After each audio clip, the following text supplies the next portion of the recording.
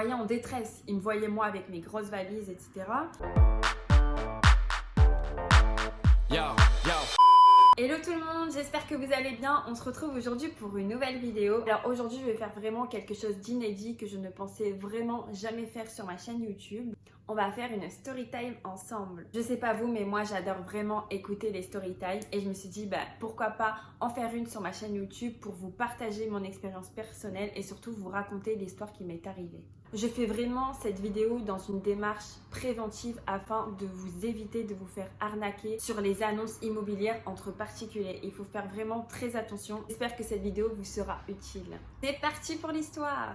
Alors, j'ai trouvé un emploi sur Lyon. Moi, de base, je suis du Sud, donc il me fallait impérativement trouver un logement en un mois. C'était vraiment très difficile. Donc, j'avais de la chance. Il y avait mon copain directement sur place pour faire les démarches et pour aller directement lui-même visiter les appartements.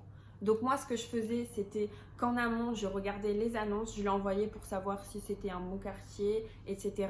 Et ensuite, j'appelais les propriétaires ou j'envoyais un petit mail pour savoir si on pouvait aller visiter l'appartement. C'était vraiment très galère vu que moi, j'étais étudiante, mon copain aussi était étudiant, donc on n'avait pas encore de ressources. On avait simplement 2 garants. Donc mon copain, il visite plusieurs appartements. Il y avait refus sur refus sur refus. C'était vraiment très compliqué vu que la demande, elle est vraiment énorme et l'offre est vraiment très réduite. Donc on a vraiment beaucoup galéré, surtout qu'on était 2 étudiants, pas de ressources. Moi, j'avais simplement ma promesse d'embauche. Les propriétaires étaient vraiment très réticents. Ils me disaient à chaque fois, mais votre contrat n'a même pas encore débuté. Enfin, comment vous faire confiance? Donc moi, j'ai essayé de montrer qu'ils pouvaient nous faire confiance vraiment, mais il n'y avait que des refus, des refus, des refus. Et donc on arrive quelques jours avant que je vienne à Lyon. Malheureusement, on n'avait trouvé aucun appartement. Et là, je tombe vraiment sur une annonce très alléchante. Elle me paraissait vraiment pas bizarre ou il n'y avait vraiment rien à signaler dessus. Donc moi, j'ai échangé avec le propriétaire. Il me communique son numéro de téléphone. On s'appelle, on échange. Vraiment, l'échange était très cordial. Il était vraiment très sympa au téléphone. Et je me suis dit, franchement, jackpot. J'étais vraiment trop contente parce que je devais venir sur Lyon en plus le jour même. Donc je me suis dit, oh là là, il faut vraiment, j'espère que ça va être la pépite et que ça va le faire quoi. Donc on s'appelle, je demande à mon copain, oui, est-ce que tu es disponible à midi aujourd'hui quoi. Il me dit, oui, je finis les cours, j'irai directement à l'appartement et tout. Donc moi je rappelle le propriétaire, je dis oui, c'est bon, à midi, mon copain il viendra. Donc tout est bon, tout est bouclé pour midi pour aller faire la visite. Donc vers 11h30, mon copain il m'appelle, il me dit, oui, donc le propriétaire, on va l'appeler Monsieur Jay. Monsieur Jay, il fait que m'appeler, il me dit, vous êtes où, alors qu'il avait rendez-vous à midi. Vous êtes où? Au final, il faut décaler la visite. J'ai quelque chose de très important de prévu, donc merci de faire au plus vite pour venir. Donc le copropriétaire, il commence vraiment à le presser et tout. Donc mon copain, il fait au plus vite pour arriver. Il arrive à l'appartement, donc il m'appelle en FaceTime, on fait la visite. Franchement, il n'y avait rien de spécial, tout était bien. L'appartement, il venait d'être rénové. Donc vraiment, c'était top. Le propriétaire me dit comme quoi c'était la première fois qu'il louait en 2 ans. Donc moi je me suis dit ça doit être top quoi. On lui demande s'il n'y a pas des Airbnb qui étaient déjà là. Il me dit non. Il me dit la dernière fois que j'ai loué cet appartement c'était il y a 2 ans. Donc on se dit franchement c'est top quoi. En plus moi je devais monter l'après-midi, j'étais vraiment trop contente. Je me suis dit oh là là, vraiment si on a accepté c'est top quoi. Et de là j'envoie le dossier et je vous promets il devait être peut-être midi, je l'ai envoyé à midi 5. À midi 10, j'ai une réponse favorable. Alors qu'on avait tellement galéré pendant un mois, que des refus. Alors que moi, après, j'ai appelé, je dis oui, vous pouvez nous faire confiance, etc. Les propriétaires, miettes, ils s'en battaient les steaks. Donc là, j'étais vraiment... En fait, c'est là où je me suis dit, ah ouais, le mec, déjà, il était grave pressé. Il nous a grave pressé pour aller visiter alors que c'était midi. Ensuite, il me répond direct, oui, votre dossier est accepté. Donc là, je me dis, c'est un truc de ouf. Donc voilà, donc tout est bon. Donc moi, l'après-midi, je monte sur Lyon. J'arrive vers 17h30 ou 18h et je dis à mon copain, viens, on y va. En plus, tu sais où c'est, on a l'adresse, tu sais où est l'appartement vu que tu l'as visité. Allez, viens, on y va quoi. Comme ça, on regarde le voisinage, le quartier, etc. Et on commence un peu à se familiariser. Donc entre-temps, je reçois le bail par mail Et c'est là où ça m'a semblé assez bizarre. Donc le bail, il n'y avait pas du tout écrit son nom, son prénom. Donc là, ça me semblait vraiment très très très chelou. Ensuite, il y avait énormément de fautes d'orthographe. Donc après, je me suis dit, bon, pourtant un bail, tu fais un copier-coller quoi. Enfin, vous voyez, vous allez directement sur internet et voilà, vous faites un copier-coller quoi. Et là, je vois, il y a énormément de fautes d'orthographe. Je vois, par exemple, je prends un bail en particulier et je vois qu'il a énormément changé de choses dedans et tout. Donc, je me suis dit, bon, je vais pas l'appeler quand même, ça sert à rien. On va regarder le quartier, tout ça, et je l'appellerai le lendemain matin, quoi. Comme ça, on sera sûr, comme ça, je l'appelle et tout. Enfin, au moins, ce sera mieux. Et de là, quand j'arrive sur Lyon, il m'envoie le bail, comme je vous ai dit, je le lis dans le train et tout. Je trouve ça assez bizarre quand même. Et de là, il me dit, si vous voulez, vous pouvez vous installer à partir de demain, 13h. En plus, moi, j'étais bien avec toutes mes valises et tout. Je me suis dit, c'est vraiment top parce que sinon, vraiment, on ne savait pas où on allait vivre parce qu'on n'allait pas payer des Airbnb ou des hôtels jusqu'à ce qu'on trouve un appartement, quoi. Surtout à Lyon, voilà, c'est cher quand même. Je me suis dit, allez, le lendemain, ça tombe bien. En plus, on va un peu visiter le voisinage, quoi. Donc, on arrive devant l'immeuble. Et là, on voit des gens en train de déménager. Donc, on se dit, il devait être 18h30. Donc, on se dit, c'est trop bien. Comme ça, on peut directement rentrer. Pas la peine de sonner de partout. Et on peut rentrer. La porte est ouverte de l'immeuble. Donc, on rentre et tout. Mon copain, il me dit, viens, on regarde sur la boîte aux lettres s'il y a son nom ou quoi au propriétaire. Et on voit qu'il n'y a pas son nom. Donc, on se dit, bon, ok. Donc, on monte. Il se rappelait où était l'appartement. Donc, on monte et on voit que le déménagement était dans l'appartement que mon copain avait visité la matinée. Donc de là, on regarde les personnes, on leur dit oui, bonjour, vous connaissez Monsieur Jay, on leur montre l'appartement, on dit c'est bien cet appartement-là, et ils nous disent oui, c'est cet appartement-là, mais nous on l'a loué simplement pour une nuit en Airbnb. Je regarde mon copain, je dis mais c'est étrange. Tu te rappelles, en FaceTime, il nous a bien dit que ça fait 2 ans qu'il n'avait pas loué et qu'il n'a jamais fait de Airbnb. Il me dit, mais oui et tout, il nous a vraiment dit ça. Donc de là, je leur dis, mais vous êtes sûr et tout, c'est pas un monsieur qui vous a fait la location. Il me dit, non, c'est madame. Là, on leur dit, ça vous dérange qu'on vérifie bien si c'est l'appartement et tout. Il me dit, oui, regardez. Donc on regarde, mon copain il me dit, mais oui Laura, et moi je regarde les vidéos qu'il avait faites et les photos qu'il avait prises et surtout avec l'annonce. Et je dis, mais oui, c'est exactement ça. Enfin, je lui dis, mais t'es sûre que t'es venue dans cet appartement? Enfin, je commence à remettre en question ce que dit mon copain. Je lui dis, mais t'es vraiment sûre? Il me dit, mais oui, enfin, regarde, c'est vraiment les mêmes. Là, par miracle, il y a un voisin qui descend les escaliers et il nous regarde. Il nous dit, oui, bonsoir, vous avez besoin de quelque chose? Et on lui dit, oui, est-ce que vous connaissez Monsieur Jay? Et il nous dit, ah non, pas du tout. Pourquoi? Et nous, on lui dit, regardez notre bail, regardez... l'annonce, etc. Donc, on doit s'installer demain à 13h dans cet appartement. Et il nous regarde et il dit, ah bon, madame loue cet appartement, c'est vraiment très bizarre vu qu'elle fait que des Airbnb. De là, je regarde mon copain, je lui dis, je comprends pas.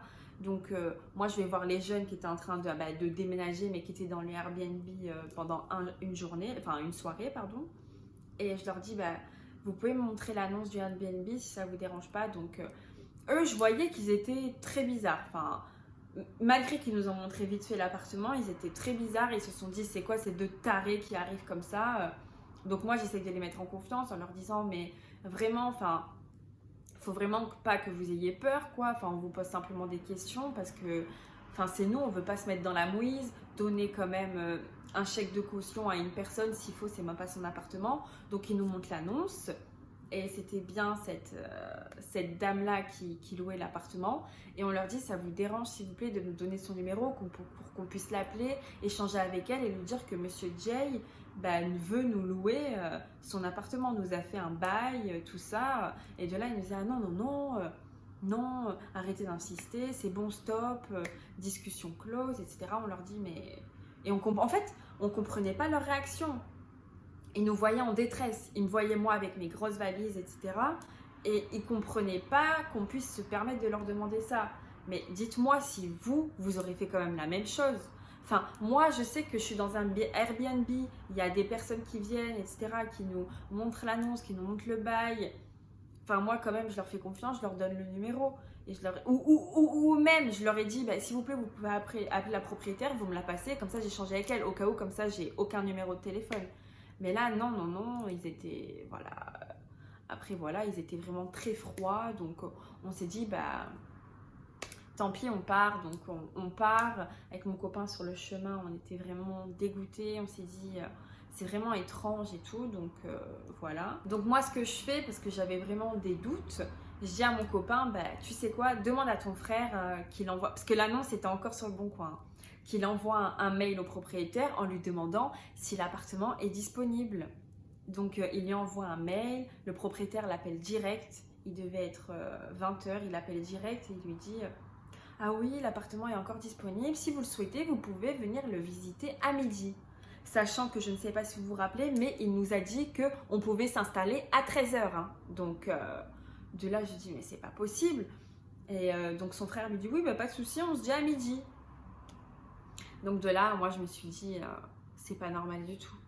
C'est pas du tout normal. Donc le lendemain matin, j'ai fait mes petites recherches et j'appelle, au culot, j'appelle le propriétaire, monsieur Jay, et je lui dis oui, bonjour monsieur, est-ce que vous avez votre acte de propriété ou votre pièce d'identité pour me prouver que c'est bien votre appartement, ou s'il vous plaît, vous savez, lorsqu'on loue un appartement, après on doit remplir l'eau, l'électricité, tout ça. Est-ce que vous avez au moins ce petit cahier à me montrer pour prouver que c'est bien votre appartement et que voilà quoi, et que les derniers locataires ont été là il y a 2 ans comme vous nous l'avez dit. Et est-ce que s'il vous plaît vous pouvez me reconfirmer que vous n'avez jamais fait d'Airbnb? Et de là il me dit ah, il est hors de question que je vous donne mon identité, je ne vous enverrai jamais ma pièce d'identité, même en photocopie. Déjà ça m'a paru très bizarre. Ensuite l'acte de propriété, je ne suis pas obligée, il a totalement raison, mais bon je voulais voir quelque chose, au moins une preuve pour pas y aller, déjà qu'il nous avait stressé, etc. En fait on s'est dit, en fait il a stressé mon copain pour qu'il vienne parce qu'il savait très bien qu'il y avait un Airbnb qui allait juste être là une journée. Donc c'est pour ça que je trouvais ça vraiment très bizarre. Donc voilà, donc on raccroche, etc. Moi, j'avais encore moins confiance. Donc ce que je fais, j'appelle la mairie. Je leur dis oui, bonjour, donc je dois venir vivre dans cet appartement en location à partir de demain, mais j'ai des gros doutes sur le propriétaire. Est-ce que s'il vous plaît, vous pouvez voir si vraiment cet appartement-là lui appartient? De là, la mairie me dit non, c'est pas du tout à ce monsieur Jay, c'est madame, donc il me donne pas le nom, mais il me dit c'est une dame qui est propriétaire de cet appartement, ce n'est pas ce monsieur-là. Je leur dis merci beaucoup. Donc déjà ils étaient vraiment très gentils. C'est pour ça, n'hésitez pas, si vous avez un doute, appelez la mairie au culot, vous voyez leur réponse. S'ils vous disent c'est confidentiel, tout ça, tant pis. Mais moi je leur ai dit, je ne veux pas de papier, rien du tout, je veux simplement savoir si cet appartement appartient bien à cette personne. Parce que je veux pas me faire arnaquer, surtout qu'il a tellement vu que peut-être malheureusement lors de nos premiers échanges j'étais en détresse pour trouver un appartement vu qu'il me le fallait dans les 5 jours, qu'il s'est dit c'est bon, j'ai trouvé le gros lot quoi, ça y est c'est bon, je vais pouvoir les arnaquer, voilà, n'importe quoi. De là je raccroche avec la mairie et la mairie me dit vous savez quoi, pour être bien sûr, n'hésitez pas aussi à appeler les finances publiques, vous savez, pour la taxe foncière. Et donc je les appelle, je leur dis oui, donc voilà, je dois m'installer dans un appartement, mais le propriétaire ne me donne ni pièce d'identité, ni acte de propriété, ni taxe foncière, donc je sais pas trop quoi faire. Et pourtant le propriétaire, il avait tout de nous, il avait nos revenus, nos pièces d'identité, la pièce d'identité de nos garants, les revenus de nos garants, les taxes foncières de nos garants vu qu'ils sont propriétaires, vraiment il avait tout et ça m'étonnait qu'il puisse rien nous donner en échange. Il nous dit ah non, vous m'avez donné, mais moi en aucun droit j'ai le droit de vous donner, vous serez rassuré qu'à partir du moment où je vous aurai donné vos clés. Et je dis mais monsieur, comment vous pouvez nous dire ça, c'est notre premier appartement, on s'y connaît pas trop, on veut pas être des Mongols quoi, on fait quand même très attention. Et en plus, il nous disait, oui, c'est pas 2 mois de loyer, c'est 3 que vous devez nous donner en caution. Déjà, ça m'a paru bizarre. Et aussi, il nous a dit de ne pas mettre d'ordre sur le chèque. Donc ça aussi, ça nous a paru vraiment très bizarre. Donc voilà quoi. Et de là, je me dis, bah, avant d'y aller à 13h, pourquoi pas regarder sur internet le nom et prénom de Monsieur Jay. Donc je regarde et là, je vois, il avait plein de sociétés en liquidation judiciaire. Et il habitait pas du tout en France. Hein. C'était des sociétés qui n'étaient pas en France. Donc je me suis dit, oh là là là là. Est-ce que peut-être c'est vraiment son identité? Est-ce que ce n'est pas son identité? Et en fait, le matin même, dès que j'essayais de le joindre pour parler avec lui plus en détail, pour lui dire comme quoi, bah, je sais que ça allait lui faire peur, mais comme quoi j'avais appelé l'Amérique, j'avais appelé les finances publiques, tout ça, il me répondait pas. Et il m'envoyait un message en disant, je suis en train de faire du golf, je suis en train de faire du tennis. Je me suis dit, mais wesh, tu fais ça dans toute ta matinée, toi, tu vas faire du golf, du tennis, de la natation. Il m'a sorti, je dis, tu fais tout ça le matin? Je me suis dit, mais il se fout vraiment de ma gueule. Hein. Voilà, donc en fait, il s'est avéré que ce n'était pas du tout son appartement. Et j'ai regardé, vous savez, un petit peu arnaque, location, Airbnb. Et en fait, à Lyon, il y avait énormément de magouilles là-dessus. Donc en fait, des personnes louaient des appartements en Airbnb pour plusieurs jours et mettaient en location sur Boncoin ou quoi que ce soit cet appartement-là. Donc en fait, vous imaginez, on se serait installé avec mon copain, on aurait donné la caution de 3 mois parce que, enfin moi j'aurais dit 2 mois bien sûr parce que c'est vraiment écrit noir sur blanc que c'est 2 mois, c'est pas 3 mois. J'aurais mis l'ordre à tout prix, même malgré qu'il n'aurait pas voulu, j'aurais quand même mis un ordre, hein, quand même, on n'est pas bête comme ça. Donc on se serait installé tranquille, nos petits meubles, tout ça, sur le canapé, posé devant Netflix. Et imaginez un vrai propriétaire qui rentre dans l'appartement et qui nous voit nous installer. Qu'est-ce qu'elle aurait fait? Parce que l'autre là, on a juste son numéro de téléphone. Hein. S'il faut, vous savez, quand on fait un Airbnb, il n'y a pas de pièce d'identité ou quoi que ce soit. Hein. Il y a juste numéro de téléphone, nom, prénom. Et après, tu viens, il y a juste la carte. Mais le mec allait savoir quelle carte il aurait choisi pour son Airbnb. Donc au final, il s'avère que c'était une grosse arnaque. Heureusement qu'on s'est vraiment posé, qu'on s'est dit quand même, on veut un appartement à tout prix. Mais il faut vraiment savoir ce que ça vaut. Enfin, c'est pour ça, faites très attention, ne vous lancez pas, n'hésitez pas à appeler la mairie, les finances publiques, à vous renseigner auprès du voisinage. N'ayez surtout pas honte, vraiment, moi, on n'a pas du tout eu honte. Et heureusement qu'il y avait ce fameux voisin qui est descendu, qui nous a dit qu'il n'y avait que des Airbnb, qu'il y avait souvent beaucoup de bruit et que la propriétaire n'aurait jamais loué à longue durée, vu que ce n'était pas son but, vu qu'il la connaissait. Heureusement qu'on a vu ces fameuses personnes qui n'ont pas voulu nous faire appeler la propriétaire, ces fameuses personnes qui étaient en Airbnb, qui étaient en train de déménager et qui nous ont dit oui, on est en Airbnb pour une seule nuit. Donc vraiment, faites très attention, n'hésitez pas à demander l'identité du propriétaire, l'acte de propriété, n'hésitez pas, comme je vous ai dit, à appeler les organismes pour qu'ils puissent vous aider à déceler si c'est une arnaque ou non. C'est pour ça, faites vraiment très attention et méfiez-vous des annonces sur les sites internet. Des fois, il y a vraiment des annonces très alléchantes. Des fois, il y a des annonces vraiment très alléchantes. La personne au téléphone va voir que vous voulez à tout prix avoir un appartement, chercher un appartement. Donc vraiment, ces personnes-là sont sans scrupules, alors qu'elles paraissent vraiment très gentilles au téléphone, très conciliantes et au final, elles veulent juste nous la mettre à l'envers. Donc faites très attention à vous. Voilà, cette vidéo est terminée. J'espère vraiment qu'elle vous sera utile et qu'elle vous aura plu. N'oubliez pas de liker comme d'habitude, de vous abonner, de commenter et d'activer la cloche pour ne rater aucune de mes vidéos. N'hésitez pas aussi à me noter en commentaire vos expériences. En tout cas, je vous fais de gros bisous et je vous dis à dimanche prochain. Gros bisous!